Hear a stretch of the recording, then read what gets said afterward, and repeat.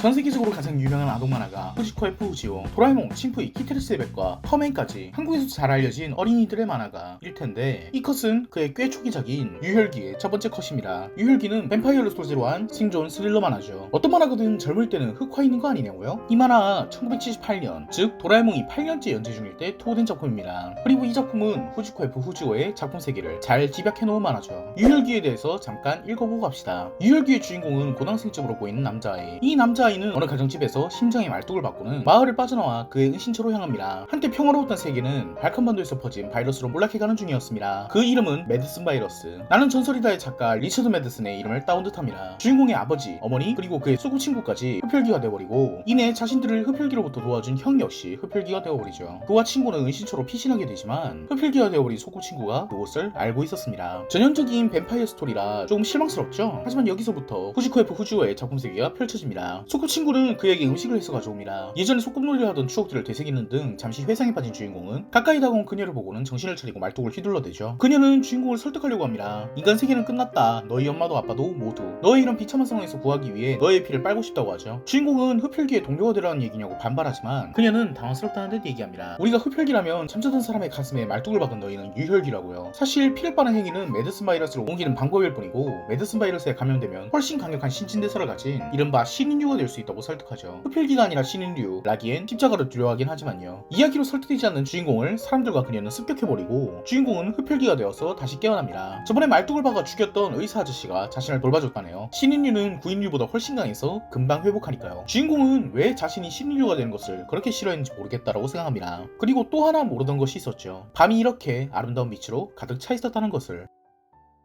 1954년작 나는 전설이다라는 작품을 보신 분들은 아시겠지만, 유혈귀는 나는 전설이다를 비틀어 놓은 작품입니다. 뱀파이어가 바이러스로 만들어진 좀비와 비슷한 존재인 점, 주인공이 마지막으로 남은 인간이라는 점, 그리고 자신 외의 괴물들도 사실은 인간과 다를 게 없다는 점. 하지만 나는 전설이다와 결정적으로 다른 것이 있죠. 나는 전설이다의 주인공은 자신이 괴물들 사이에 괴물이 된 것을 깨닫고 그래도 인간으로서 죽기 위해 독약으로 자결하지만, 이 만화의 주인공은 결국 자신이 그토록 두려워하던 괴물이 되어버린다는 것이죠. 나는 전설이다와 이 작품의 공통적인 주제는 정상성입니다. 인간이 다수이던 시절에 흡혈귀가 비정상이었지만 흡혈귀가 다수가 되어버린 순간 인간이 비정상이 되죠. 나는 전설이다에서는 흡혈귀가 되는 것을 받아들이지 못하고 흡혈귀들의 괴물, 즉 전설로 남아 죽는 것을 선택합니다. 그 작품에서 우리는 인간으로서 잃지 말아야 할 무언가가 있는 것처럼 느끼죠. 우리 부모님, 내 소꿉친구, 내가 소중히 여긴 모든 이들이 흡혈귀가 되더라도 최후의 인간으로서 지켜야 할 무언가, 어쩌면 인간성을 지켜야 한다는 환상을 가져요. 이는 아무리 흡혈귀가 다수가 되어도 그들을 타자화시키는 결말이죠. 주인공의 이 행동으로 독자는 소수가 되어도 인간은 위대하다라는 생각을 가집니다. 하지만 유혈기에서는 마지막에 주인공이 흡혈귀가 됨으로써 정말 인간성이란 것은 존재하나? 지금껏 지키려 했던 인간성이란 것은 무엇이지? 독자들은 훨씬 더 갈등하게 됩니다. 이 만화의 마지막 컷을 보면 마치 인간보다 흡혈귀, 아니 신인류가 더 낫다는 듯이 묘사가 되는데, 우리가 지키고 있었던 인간성이란 것은 낡은 생각에 불과하지 않나? 인간성이란 성역을 산산히 깨부숴주는 작품이죠. 후지코 F 후지오는 우리가 지켜오던 가치관, 신념 등을 부수어내는데 장점이 있습니다. 과연 우리의 생각은 정상인가? 라는 질문은 그의 작품 전반에 녹아있죠. 앞으로 몇 가지 작품들을 살펴보면서 그의 작품 세계에 빠져봅시다. 대표적인 도라에몽, 침프이 등을 보면 알겠지만 후지코 F 후지오 작가의 작품들에는 외계인, 우주 등의 설정이 주로 나옵니다. 유소년기의 만화로서 상상력을 불러일으키는 소재이기도 하지만 작가의 SF에 대한 철학은 인간을 낯설게 보려는 데 집중되어 있습니다. 먼저 가장 유명한 단편인 미노타우로스의 접시를 봅시다. 주인공은 우주에서 조난 중인 우주비행사, 23일 후에 나온다는 구조선을 기다릴 수 없어 인근의 행성에 불시착하게 됩니다. 다행히도 이 행성에는 대기와 물이 있었고 고대 그리스 수준의 문명도 갖춰져 있었죠. 그는 한 여성에게 다행히 구출되어 목숨을 건졌습니다. 아쉽게도 그가 좋아하는 비프스테이크 같은 고기는 없고 식탁 위에는 풀떼기 열매뿐이었다는 점을 빼면 정말 기쁜 일이었죠. 자신을 구해준 여자와 그 행성을 구경하면서 꽃밭을 거닐며 놀던 그때 그녀가 가시에 찔리고 맙니다. 소녀는 큰 충격을 받은 듯 황급히 마을로 뛰어가죠. 마을 사람들도 그녀가 다친 것에 호들갑을 떨고 있었습니다. 긁힌 상처 하나라도 있으면 자격을 잃게 될 거라며 영문모를 말들에 당황하고 있던 그때 주인공의 뒤쪽 문에서 이족 보행하는 소가 나타나죠. 이 소는 민호아를 치료해주는 의사인 듯하네요. 그는 주인공에게 못 보던 얼굴인데 어느 축사 소속이냐? 라고 묻죠. 주인공이 주인을 찾아주겠다며 소 의사가 주인공을 끌고 가려 하자 주인공은 인간을 우습게 보지 말라며 소를 때려 눕힙니다. 이윽고 코투레가 깨인 채 주인공은 소들에게 갇히게 됩니다. 소들이 주인공을 사나운 가축이라며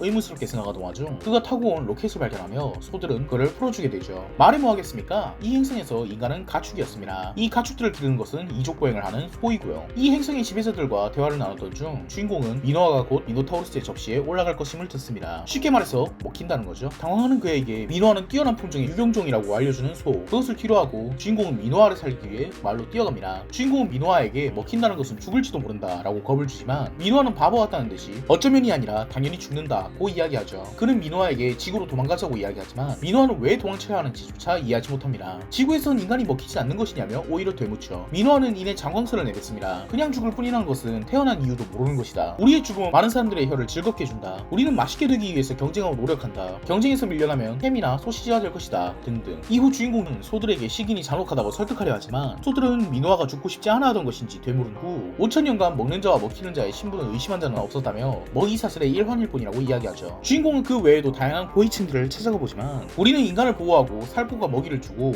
인간은 그것에 보답하고자 맛있어지는 것이며 우리는 가축을 애호하고 학대하지 않는다는 이야기만 돌아오게 됩니다. 끝내 한 소가 지구에서는 소가 인간을 먹지 않습니까? 라고 되묻자 그런 것은 관계없지 않냐고 주인공은 대답을 피하죠. 그들에겐 상대의 입장에서 생각보는 능력이 결여되었다고 주인공을 일갈한 뒤 결국 미노아에게 돌아가게 됩니다. 그녀에게 죽는 것이 두렵지 않냐라고 묻는 주인공. 그녀는 두렵다고 하지만 대제전의 명예를 잃는 것이 더 두렵다고 합니다. 주인공은 결국 레이저건을 장비한 채 총독을 만나러 가서 4시간 반 동안 제전을 취소하라고 열변을 토했지만 총독에게선 대체 무슨 말을 하고 싶은 것이냐라는 대답만 돌아왔죠. 결국 주인공은 제전에 참가해 그녀의 도축을 막고자 하지만 이미 그녀는 완벽히 요리가 된 상태, 의식은 있지만 혈액도 장기도 모두 식용으로 바뀐 상태입니다. 끝내 미노타우로스의 접시 위에 올라간 그녀의 몸을 발견하고 주인공은 미노아를 구출하러 뛰어가지만 미노아는 접시 근처에 앉아 맛있게 먹어달라고 할 뿐입니다. 주인공은 총을 발사하겠다고 주변에 협박을 하지만 끝내 제전을 저지하지 못하고 얼마 후 구조된 주인공은 눈물을 흘리면서 스테이크를 베어 먹습니다. 기분 나쁘지 않나요? 시기는 터부잖아요. 게다가 터부임을 알면서도 시기를 하는 것이 아닌 당연스레 인간이 가축처럼 여겨지는 사회를 보는 것은 더더욱 역겹습니다. 인간이 사는 곳을 축사, 인간의 죽음을 식용으로 보는 설정은 본능에 가까운 위화감과 혐오감을 맛볼 수 있죠. 시기는 왜 터부일까요? 내가 만약 이런 짓을 한다면 언젠가 나도 이런 일을 당할지 모르니까죠. 하지만 시기는 왜 살인보다 심각한 금기일까요? 살인 역시 내가 누군가를 죽이면 누군가도 나를 죽일지도 모르는 거잖아요. 이를 통해 알 수 있는 것은 사람은 갑자기 죽는 것까진 받아들일 수 있지만 누군가에게 먹히기 위한 존재가 되는 존재 가치의 격하는 참을 수 없다는 것. 아무도 자신이 먹히기 위해서 살아온 것이라는 생각을 받아들일 수는 없기 때문입니다. 그 덕에 내가 시기를 하는 것도 시기를 보는 것도 본능적으로 불쾌해요. 그런 인간이 사람의 삶의 가치가 오직 맛있어지기 위함인 사회를 보면 얼마나 큰 충격을 받겠어요. 하지만 가장 역겨운 점은 따로 있습니다. 우리가 하는 짓을 날 것으로 본 느낌. 이 만화의 중요한 소재는 공감입니다. 우리는 이 작품에서 3가지 영역에서 공감 결여를 느낄 수 있죠. 첫 번째는 독자와 미노아 사이의 공감 결여입니다.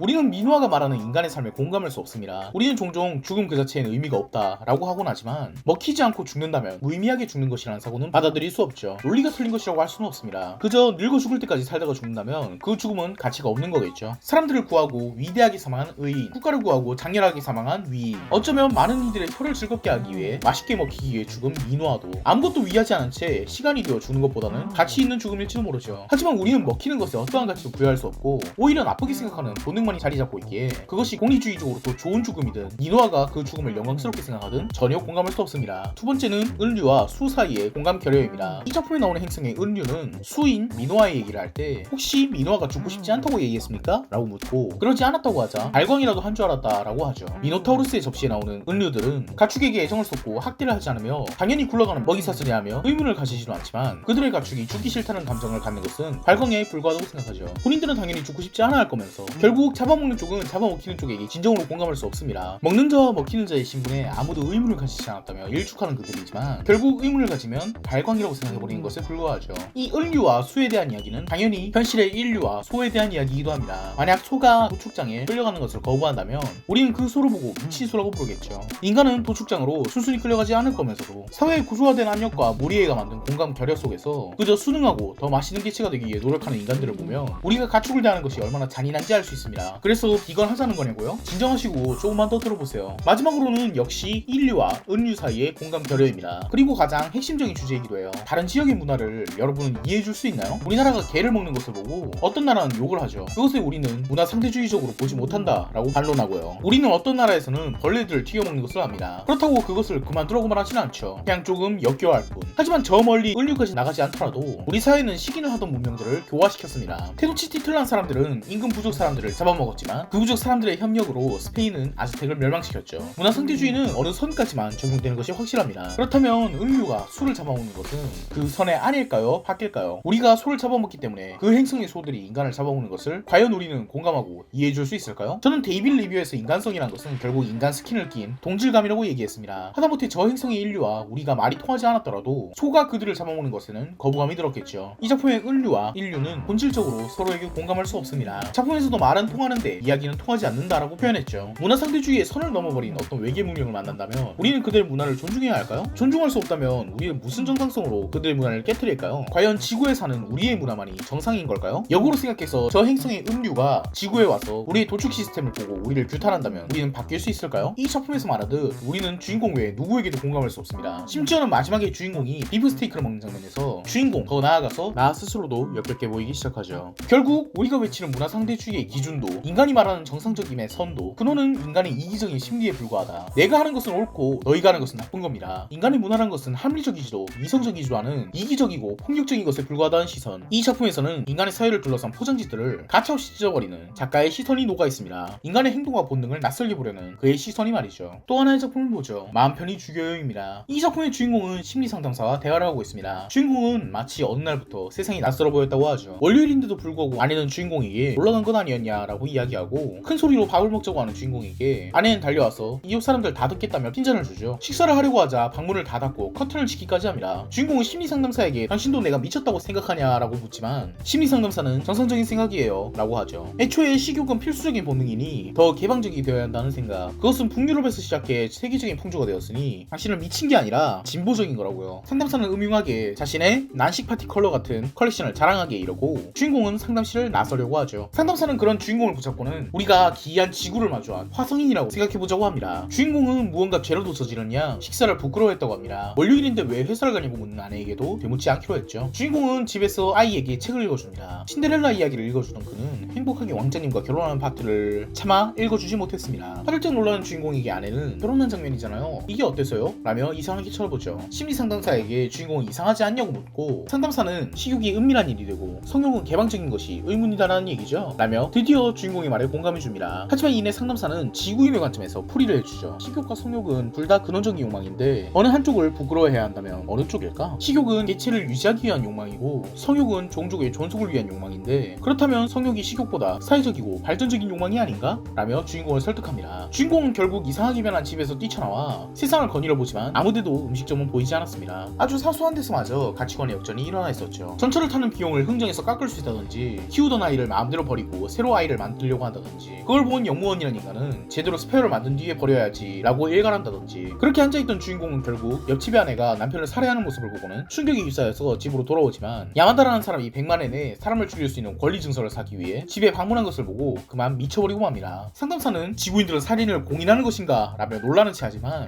사회를 하나의 생물로 보아 세포들끼리 서로 죽이고 싶어 한다면 개인적인 마찰은 해소하는 쪽이 맞지 않냐고 합니다. 그리고 출생률은 매년 늘어나는데 자연사는 줄고 있으니 구성원들은 서로 속간낼 필요도 있지 않냐고 말하죠. 결국 심리상담사는 역으로 왜 생명을 존중해야 하냐라고 주인공에게 묻고 주인공은 훌륭하게 교화됩니다. 정상인이 된 거죠. 아내는 살인 권리 증서를 팔지 않기로 했다고 하고 주인공은 자신의 과장 자리를 탐내는 우미노를 죽이기로 마음먹습니다. 다음날 깨어난 주인공은 칼을 들고 회사로 향하지만 아내는 주인공에게 깜빡 잊고 도시락을 전하는 것을 잊은 듯하네요. 이 만화는 미노타우루스의 접시보다 주제가 더 쉽지 않나요? 우리가 당연시 여기던 부분들을 정반대로 바꿔놓은 작품입니다. 아주 사소한 왜 월요일은 쉬지 않는가? 부터 시작해서 식욕은 왜 당연히 공개하면서 성욕은 부끄러이 여기는가? 생명은 왜 중시되어야 하는가? 까지 작품에 생각해볼 만한 부분들은 전부 심리상담사의 대사로 전달되었습니다. 식욕은 개인을 위한 욕구고 성욕은 사회 전체를 위한 욕구인데 성욕이 식욕보다 발전적인 것은 아닌가? 그리고 이런 작품에서 던지는 왜라는 질문에 우리는 만족할 만한 답을 던질 수 있을까요? 우리가 생명을 존중하는 것이 당연하다고 생각하는 이유는 도대체 왜일까요? 우리가 당연시 여기던 가치들은 당연한 걸까요? 본의 아니게 리뷰가 길어진 관계로 나머지 단편들에 대한 리뷰는 다음 편으로 넘기게 되었습니다. 이번 편에서 사회와 가치관을 다루었듯 다음 편에서는 개인과 SF에 대해서 다루어 보겠습니다. 그럼 다음 편도 재밌게 봐주시길 바라면서 끝까지 봐주신 여러분들께 감사합니다.